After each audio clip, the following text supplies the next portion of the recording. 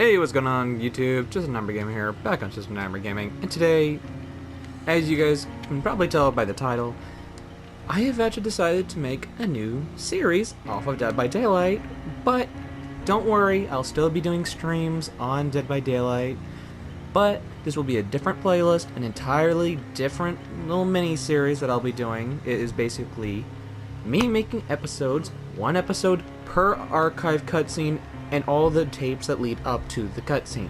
So if you yourselves are having trouble unlocking these cutscenes, you'll be able to see them on my channel, fully unlocked, and guys, I hope you guys enjoy it. So, buckle up, let's get right into the movie. Claudette is 7 years old and feels alone, very alone. Yes, her parents love her. Yes, they want the world for her, but the world doesn't want her. Or at least that's what Claudette believes. She just wants to fit in at school, fit in with her cousins, fit in with her teammates on the soccer pitch. But fitting in isn't as simple as being like others. She's different, and she knows it. She feels slow, unresponsive, not quick enough to understand her teacher or keep up with her class. The librarian calls her addle-minded. When she talks, she stutters. Sometimes she loses her breath and has trouble recognizing when she's talking too loudly. But most of all, her teacher embarrasses her.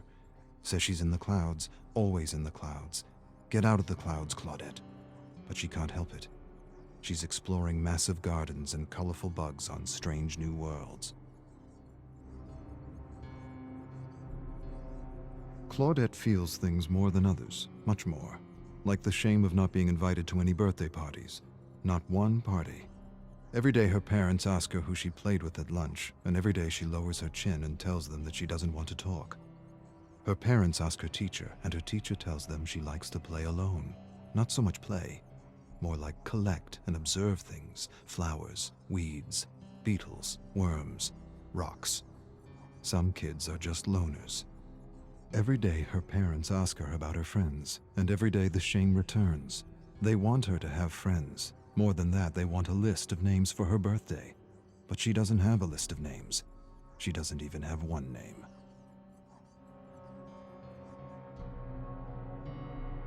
Claudette observes a beetle while her classmates chase one another around the playground. She wants to play, but no one wants to be around her. She doesn't want to think about it. Thinking about it hurts. Thinking about it reminds her she will disappoint her mother again. Her mother just wants her to have a friend. But making a friend isn't easy, not for Claudette. And she wishes more than anything that it was as easy for her as it was for others. She wishes she had a friend to make her parents worry less. Maybe they would even be proud. Maybe she should give up her passion for bugs and flowers. Maybe that would help. Maybe then she would be like other kids. But the need to explore and collect is strong. It is not beyond her. It is her. Claudette loves to collect things, and she knows this is why many call her weird. Her father tells her she's perfect the way she is. He tells her a man named Darwin used to collect bugs and plants too. He had a big imagination like her. He often mused on ideas and theories, and boy did he come up with a whopper of a theory. He explains the theory, and she understands. Her father has a way of taking complicated ideas and making them easy to understand. Darwin. Claudette likes the name. She smiles, stares at her favorite blue and green beetle, and names him Darwin. Claudette's mom is crying. She's upset because Claudette is having trouble in school. Her grades are lower than they've ever been. She doesn't understand what she's doing wrong as a parent.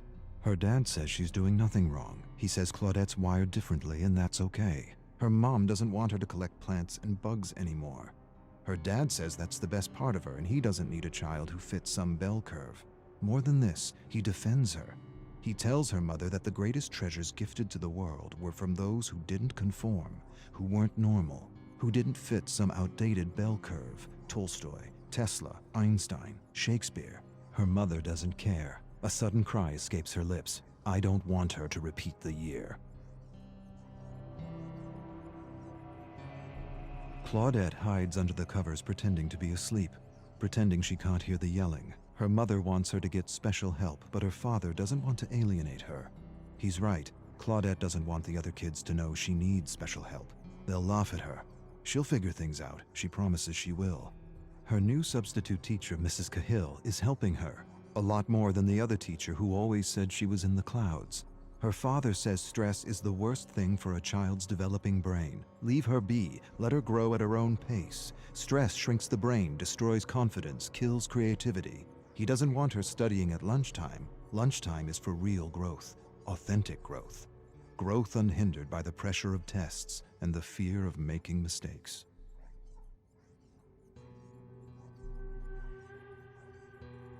Claudette's mother is happy because her grades are improving. A single teacher can make a difference, can make all the difference, especially this teacher. Mrs. Cahill. Other kids call her strange and weird, but Mrs. Cahill isn't weird. She just gets it. She understands because she had a tough time learning when she was a student. This is why she makes an extra effort to help Claudette, to help her understand what she is explaining in class without alienating her. Claudette is happy because her new teacher is helping her, really helping her. She's learning new things every day. More than facts and vocabulary, she's learning how to learn. Or rather, she's learning how she learns, and that is the key.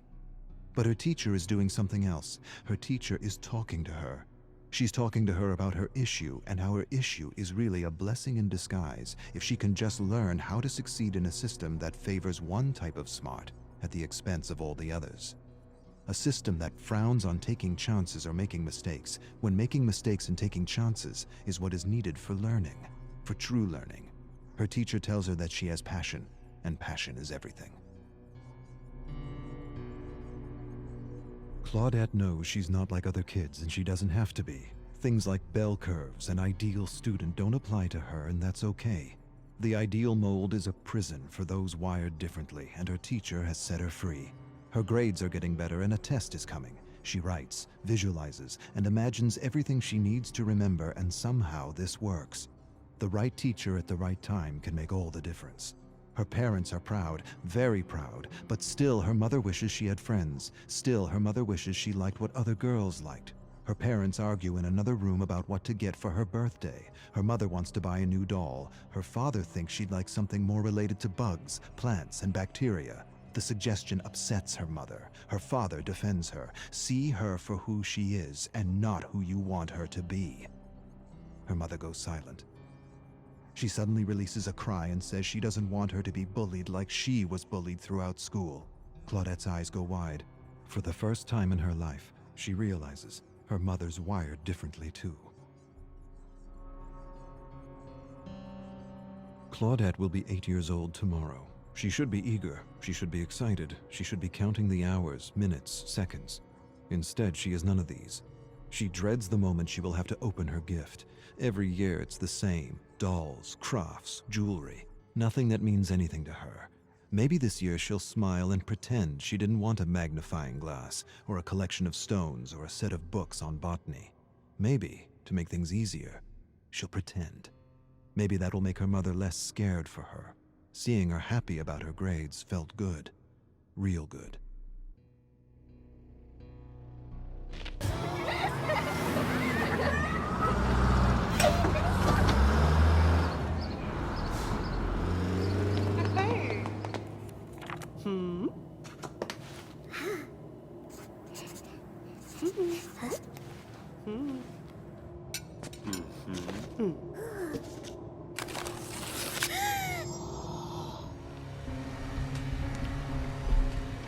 Hello there, thank you for watching the video. If you enjoyed, please hit that like button, it greatly shows your support on this channel and the series as a whole.